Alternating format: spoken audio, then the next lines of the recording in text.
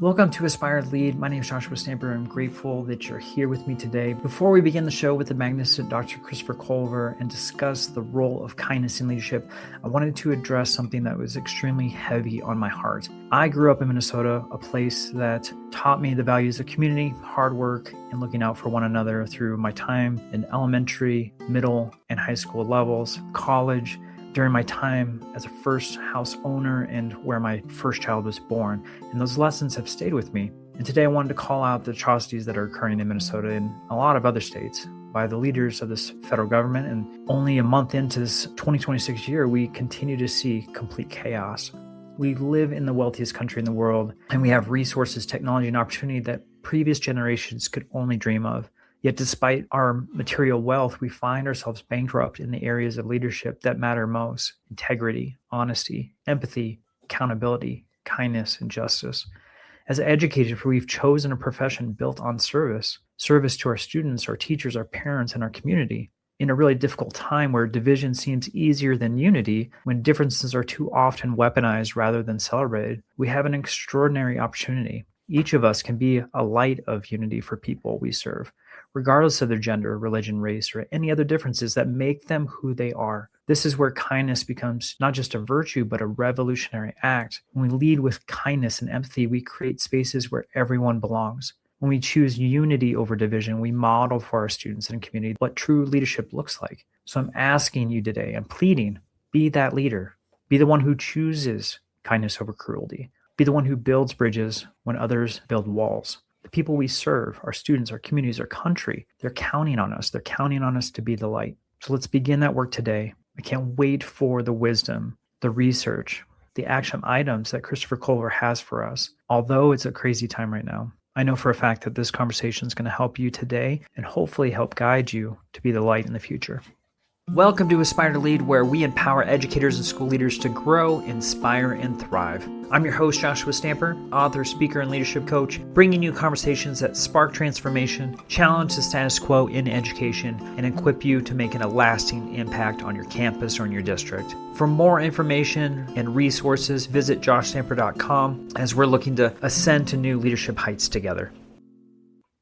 All right, welcome back to Aspire to Lead. I have a fantastic guest and someone that is a good friend of the podcast, and I cannot wait to actually meet him in person. I've got Dr. Chris Culver here, and we're going to talk about the event that will be, joined together in force. We got so many friends that are going to be in North Carolina here in a couple months, and I want to talk about that event. But before we do that, Chris, thank you so much for being on the podcast once again. No, thank you so much for having me. I'm incredibly grateful to share this space with you and to have a conversation and just to be here. I am grateful for your energy and what you do in the world. So thanks for being you. Oh my goodness. I can say exact same thing to you, man. But yes, this is going to fill my cup. I already have enjoyed our conversation so far before pushing record. And I want to get an update, man. It feels like you haven't been on the podcast for too long. But I am always surprised when I look at the dates and I'm like, oh, that person hasn't been here since like 1 year out or 2 years out. And it feels like yesterday. So time flies. I want to get an update, though, on all the wonderful things that you're doing. No, I appreciate it. I echo your sentiment. I think it was just yesterday I was on the podcast. When I look back at the calendar, it's been several months. So I'm grateful to be back in the space and have the conversation. And a lot's changed since then. When I was here last, I was doing a lot of work around Gen Z, started slowly diving into the science of kindness and was doing some work around schools and spaces of how we're changing culture. And kindness isn't one more thing, but it's the thing that changes everything. And since then, I've gone to dabble in some corporate spaces and do some nonprofit work. And I'm excited to share that at the end of 2025, I got to write a children's book with my partner. So it's a bilingual children's book around the science of belonging. Nice. And then I also wrote a book because of an organization. This is interesting, but I booked the keynote for Pennsylvania for the statewide principals conference in August of this upcoming year. And in that conversation, they said, well, we'll purchase your book. I don't have a book at the time. And so I said, I don't have a book. I'm super grateful for you. And she said, great. So when you write one, we'll buy it. And I was like, oh, okay, I got to figure this out. So thankfully, Darren Pepper came in clutch and he's going to publish the book. We're going to make it happen. And I finished the book at the end of 2025. And so, oh, wow. Yeah, I had 4 or 5 months to crank that out. And grateful for that opportunity and the push, right? I think, boy, there was some imposter syndrome, I'll be honest with you, as I'm sure you know from writing a book and others who may be listening. Yep.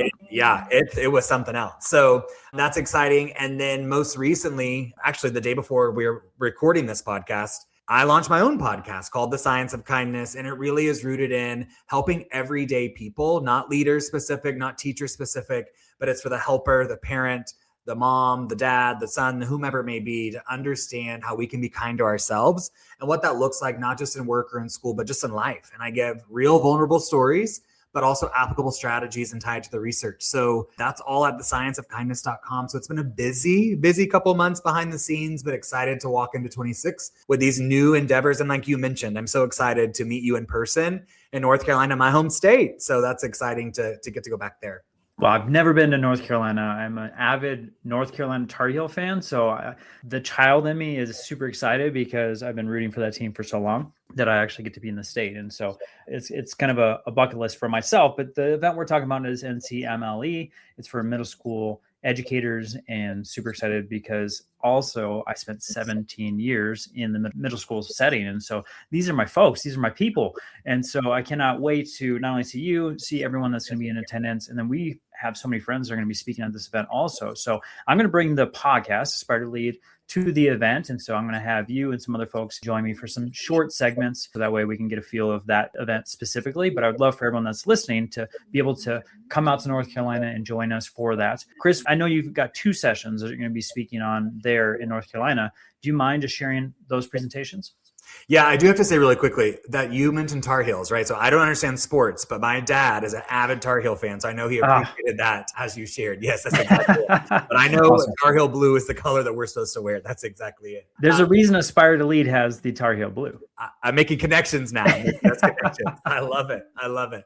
No, I am really excited. I went to NCMLE last year for my first year and excited to go back this year. As you mentioned, lots of friends will be there. I am presenting 2 sessions. One, I'll be talking about the science of kindness and what that looks like and what it does to our brain and how it works. And we're going to immerse ourselves in some different experiences to hopefully light those neural pathways so we can experience what it looks like to not only give kindness, but to feel kindness and how we walk a life of kindness.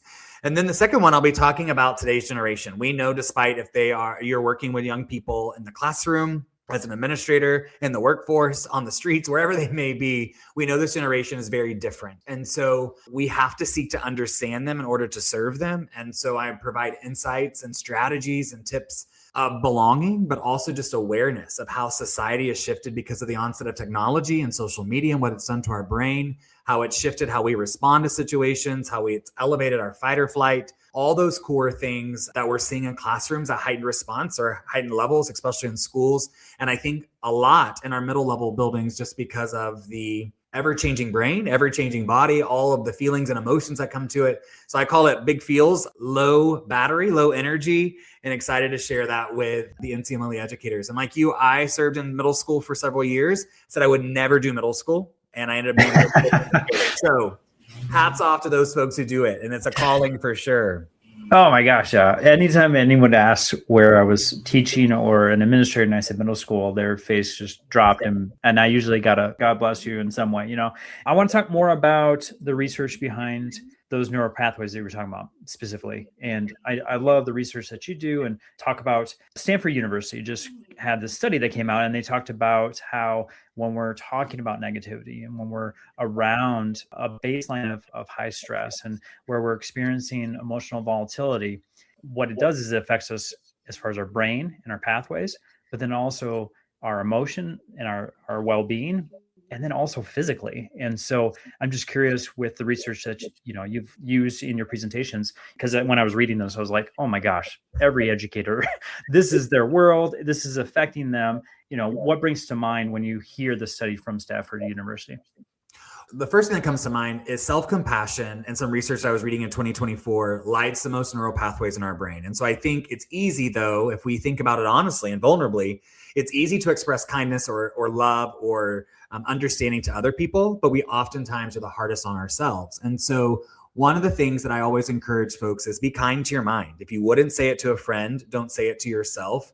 And I was working with a school in Florida not too long ago, and a teacher came up to me at the end of the session, and she said that she was beating herself up in front of her daughter. She was telling her daughter, I'm a bad mom, I'm terrible this, I'm terrible that. And her daughter said, Mom, listen, if I were to ever say these things to myself in front of you, you'd be so angry and frustrated. So why are you saying them to yourself? And I think about How many of us, as you mentioned, live in high stress? 7 in 10 adults today in the United States live in a chronic state of stress. I think that's really high. And there's real ramifications for that. So I think we have to choose self-compassion. We have to have grace with ourselves. I think we have to operate with kindness, being kind to ourselves, doing things that light us up and fill us up. There's a lot of research around affirmations and writing the value that we bring to the space just to remind ourselves. I always encourage people to write 18 just because number 1 through 10 will be really surface level. You probably can get through them quickly, but 11 through 18, you're going to have to dig down deep. You're going to have to really be vulnerable with yourself and think about what are these positive attributes that I bring to the space. And the other piece is it's a great reminder when we're in conflict, right? Like when sometimes it's miscommunication or it's a misunderstanding. And if we remind ourselves of the value that we all bring in the space and we're rooted in seeking to understand, asking questions and assuming positive intent, it really can change a lot of that negativity, as you mentioned in that article from Stanford, that really can help us show up in a different form of ourselves and allow us to be the best versions of ourselves. Now, let me be clear that I don't think it's a light switch easy, right? It's going to be like a muscle where we're working on this over and over again. And eventually we're training our minds to respond differently, but we have to make that intentional choice. And it all starts with being kind with ourselves. Yeah, I was just thinking about just the staff meetings or the department meetings that I walk into and be a part of. And it's just this ring of negativity. Sometimes, specifically where we are in the calendar year in February, typically student behavior spikes. There's a lot of tension and stress that comes with that. And so, I'm just thinking there has to be some sort of, okay, I'm working on myself as far as having that positive thought process, what you were talking about, the affirmations. But also, is there a ripple effect that can be taken also that's going to impact those around you? Absolutely. I mean, the research is really clear around the science of kindness, which is really awesome. So when someone sees, experiences, or observes or gives kindness, they're 75% more likely to be the ripple outward, right? So you don't have to be the one to necessarily give it or experience it. You can observe it, and it will be the outward kindness too. Kindness, when someone chooses kindness, it fosters belonging by 80% and motivation by 90%. So it is that ripple effect. And you are right that a lot of our staff meetings or department meetings or teachers' lounges are pretty negative at this time of the year. Think about state testing and the demands that come there, data meeting. I mean, just the list goes on. And those things aren't going to necessarily go away, but we can change our mindset of how we navigate those. But be mindful too of who you're surrounding yourself with, right? If they are energy vampires, they make you feel tired, exhausted, stressed, don't surround yourself with them, right? Choose people who light you up and fill you up. I'm not saying every day is going to be a great day. That's naive to believe, but there is something great in every single day, and it's our responsibility to see it. And so I think, much to your point, if we have that understanding and we're doing it for ourselves and we're choosing people and choosing spaces and environments and energy, it's going to be easier to be the ripple effect and to remove ourselves from those negative situations. But it goes back to that intentional choice, right? We have to be intentional with our time, energy, actions, and our thoughts. Well, I am not going to choose energy vampires. I need more Chris Culvers in my life to bring that energy up. Well, I'm with you. I'm grateful for your energy in this space too. Otherwise, no energy vampires for me. All right, let's talk about the children's book, and then I want to talk about the other book with Darren Peppard. So the children's book, we'll make sure that we link it into the show notes for folks to grab. But, what was the inspiration behind that? And, when they pick it up, what's the resource going to help them with? Absolutely. So Orange Sparrow is the business that I started. One, it's orange is my favorite color, and it teaches us to be bold and audacious in our endeavors. And a sparrow teaches us to be humble and courageous as well. And so when I was thinking about Orange Sparrow and kind of the work that I was doing around the science of kindness, this idea came to me, and I was literally walking by the lake. I saw these birds and I was like, that's your business as a bird, right? Like Orange Sparrow. And so I started writing kind of a connection in my own personal story of how I didn't feel like I belonged in the world. I didn't feel like I fit in coming from a divorced family, being bullied as a middle school and high school student. As a teacher, I was always the one who was the overachiever. I was most likely going to have the highest test scores. As an administrator, I was too kind to people. As an associate soup, I was this, right? So it's always been something. And so I think I finally got to put those things into words. And what I realized is so many people navigate or may feel the same way. And so I don't want anyone to feel that way. And so I wrote it through the lens of Ollie, the orange sparrow, and my partner represents Azulito, the blue bee. And so it's a bilingual children's book that teaches the science of belonging in the forest and how we all do add value, we all do belong. But what's really neat is I've taken the story and kind of expanded it and extended it into some extensions. And so right now the research is suggesting the average attention span's 8 seconds. The average reading level is 5th grade. So what I've done is taken a children's book and built leadership modules, and I've built leadership extensions, and I built some children's curriculum that goes with it. Because what I don't want it to be is just something that we read and that was awesome, but now what do we do with it, right? How do we apply ourselves? Because everyone belongs, everyone matters. We need everyone in this world as they are and the gifts that they bring. And I think sometimes in the world that we live, because it's so fast, we forget that. And so it's just a simple reminder and an effort to remind myself, but others too, that we all belong, and grateful that they're all here. That's really cool, man. So you're not busy at all. Just a little bit, here and there.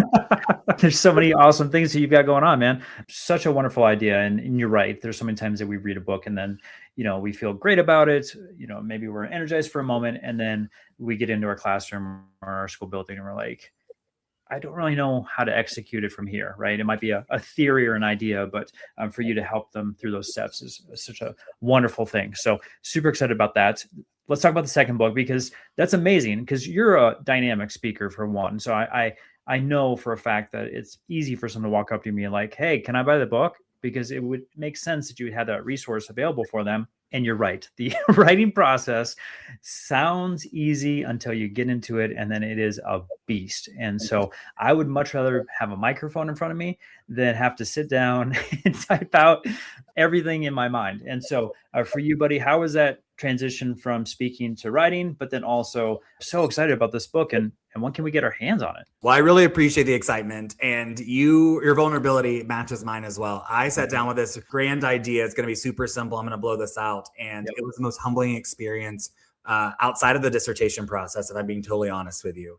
And some days I was like, wow, this is harder than the dissertation. I feel like this is really difficult. And imposter syndrome set in as I would write stories and talk about my own life experiences. I was like, who cares, right? Like, who cares about this stuff? And I was like, well, wait a minute, somebody might. So I had to recenter myself several times. But the book is called Be the Light. It's around the science of kindness. I talk explicitly around darkness and how we are as a society and what it's done, stress, fight or flight, anxiety, depression, all the things that are robbing us of kindness, love, and joy. But I also got to a really dark place in my life in 2019 where I had to call the employee assistance helpline. I had to seek the therapy sessions, and I had considered taking my own life again, as I did in high school. And so I talk about that vulnerably in the book, just because, not for sympathy, simply for solidarity, because someone who's reading the book might be walking through something, might be navigating it with a young person.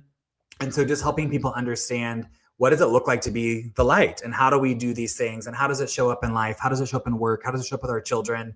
And then giving applicable real strategies that go with that as well. So it is in the hands of Road to Awesome Publishing. They are working tirelessly on public editing, and we're getting that process.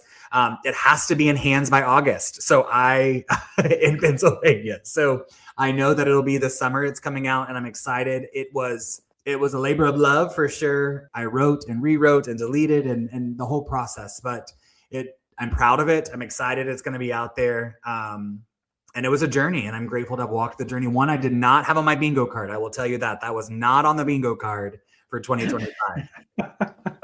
Well, it sounds like there's a few squares on that bingo card that weren't supposed to be there. But Darren Pepper, dear friend of myself and the show, he's amazing. So Road to Awesome, that's so cool that you get to publish with him.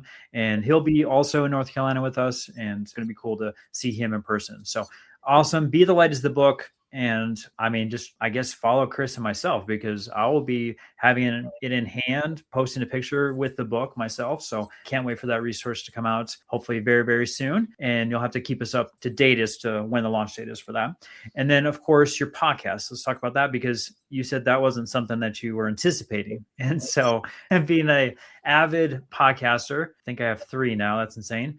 And have been doing it for almost 9 years. Wow. That's also crazy. Let's talk about the podcast and where the idea came from. So I had started a podcast in 2023, think around Keep Being You. And I'll be real honest. I recorded the first episode, edited myself, and said, this is not it. Like, Yep. It is hard work. Like, yep. I don't think I have the patience for the tenacity that it takes. So let me tell you this. You are incredible to do all the editing and the podcasting, because it is not for the faint of heart. It's hard work. So I paused it. I was like, this is not in the cards for me. I'm going to roll on and keep doing it. And I always feel like life happens in weird, uncertain ways, but everything's happening for us. And so randomly, I got a LinkedIn message from a gentleman who said, I think you should start a podcast and I want to help you. And I want my name behind it for when it does whatever it does. And I was like, okay. So we met, we talked about the kindness things that I do, the research that I have, my doctorate, all the things. And he's like, okay, do you think we can make this come to life? And I said, I really do. Like, I talk about it on stage. I think it's going to challenge me to do more research and more deep diving into this. And he's like, okay, let's try it. So we started recording the first couple episodes and it started going really well. So we recorded 7 episodes. That'll be season 1. They'll be releasing over the next couple of weeks. And then we'll see where we go from there. But I did not have it on my bingo cards. I'm a yes person. I'm in a season of yes if it feels right. Let me clarify that, if it feels right. And so I thought when I got that message, I was like, this could just be like a divine wink or a universe way of saying, lean in and say yes. So I did, and I'm grateful I did. The feedback I started yesterday, literally teasing the video and teasing all the things that are coming out. But the energy and the excitement and the response has been really, really kind. And I'm really grateful for the folks who have reached out or have subscribed already and shared it across social media platforms. But the idea came from literally the talk of the science of kindness. And so my nickname on TikTok unofficially is Dr. Kindness. And so we've just been leaning into it and playing with it. And so gratefully it came to fruition. And I also saw it as like a little wink. I looked for the domain scienceofkindness.com and I thought it would be taken and it wasn't. And I was like, wow, I feel like this is meant to be. So I snatched it up for the cheapest $4 I could find. And here we stand. That's so exciting, man. So we'll make sure to link that also in the show notes because I know as soon as we're done recording, I'm going to jump on my podcast platform and subscribe right away. So what was the podcast name? One more time. Science of Kindness. Science of Kindness. That's right. I almost talked about your book again. Science of Kindness. That's awesome. And Dr. Kindness himself. So that makes a lot of sense, obviously, with you speaking. I know when I recorded the first Aspire to Lead podcast episode, I sat on it for 6 months because I was so afraid to push it out to the world. And I also hated listening to myself and that whole editing process. So I can totally understand how you had to kind of get through that. And eventually, obviously, you get used to yourself and speaking. And awesome that you have that project going. You had talked about TikTok. I know you used to go live like every day. Are you as frequent now?